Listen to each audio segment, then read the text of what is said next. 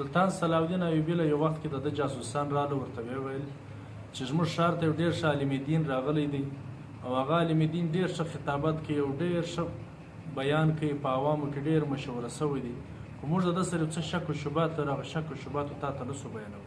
وایي سلطان صلاح الدین ایوبي ورته ویلې چې دوی څه لیدلي دي او څه مې اورېدلي دي هغه راته بیان کوي. جاسوسانو دا ورته ویلې چې د عالم دین وایي پر خپل نفس باندې جهاد کول دا افضل جهاد دی، د خپل کور ذمواري پر کول دا جهاد دی، پر خپلو بچانو باندې تعلیم کول دا جهاد دی.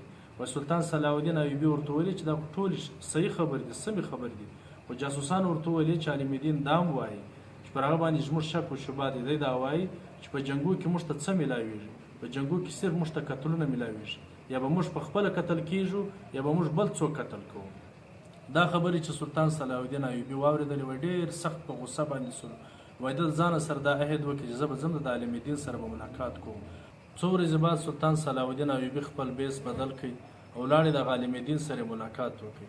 او د عالم دین سره چې ملاقات وکړي بیا دا ورته ویلې چې دا راوښیه موږ بیت المقدس بغیر جنګه څنګه آزاد کړو، او هلته چې کم خلک اوسي، کم مسلمانان اوسي چې پر هغه کم ظلمونه شروع دي هغه موږ د هغو ظلمو څخه څنګه بچاو کړو. وایي عالم دین ورته ویلې چې راسئ موږ ته یې دعا وکړو.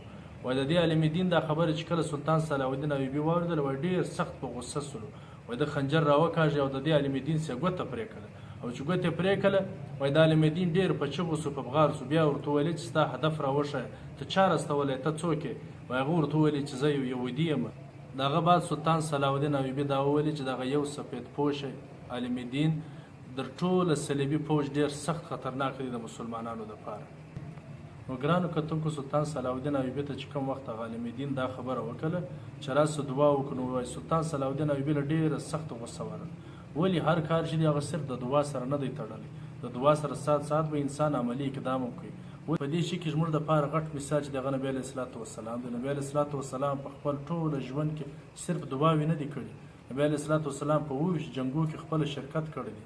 که چیرې په دعاو سره کېدلی د نبي علیه الصلاة وسلام دعا الله پاک یې هم نه ردول، ده به صرف لاس پورته کړي، الله پاک هغه ته رافیصلې د اسمان سره شو کول. لیکن بیا هم نبي علیه الصلاة وسلام د خلکو ته ښکاره کړل چې د دعا سره سات به انسان عملي اقدام هم کوي. دی پخپله په جهاد کې شریک سوی دی، غاښ مبارک شهید سوی دی او سر مبارک وینې سوی دی او ټوله بدن یې زخمي سوی. د دې سره سات موږ مسلمانانو دپاره هم دا پکار دی چې موږ صرف د دعاو په تمه نه کښېنو، د دعاو سره سات موږ څه عملي اقدام هم وکړو. نو ګرانو کتونکو په دنیا کې دا وخت د مسلمانانو آبادي 1.5 ارب. دا 1.5 ارب انسانان روزانه 5 وخت د اسرائیل لپاره د تباهۍ او د بربادۍ بددعاوې کوي. لیکن په اسرائیل چې دی هېڅ هم نه کېږي. روزانه اسرائیل ترقي کوي ولې چې مسلمانان عملي اقدام یو هم نه کوي، عملي کار یو هم نه کوي. زموږ ټوټل مسلمانان ممالک چې دی هغه صرف په مذمت سره ځان خلاصوي.